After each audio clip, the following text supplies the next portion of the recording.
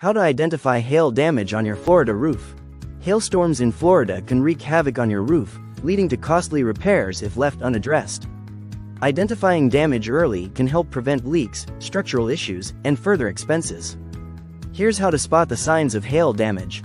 Dents are cracks in shingles. Look for circular depressions or fractures on the surface of shingles. Missing granules. Check for shiny or bald spots where granules have been knocked off, exposing the underlying material. Damaged flashing in gutters. Inspect metal components for dents, cracks, or warping. Soft spots or bruises. Press gently on shingles to feel for weak or spongy areas that compromise roof integrity. Water leaks indoors. Notice any stains or discoloration on ceilings or walls, which could indicate a breach in the roof. For safety, inspect your roof from the ground and examine surrounding property for signs of impact. Better yet, don't take chances with your home's protection. Call a professional today for a comprehensive roof inspection.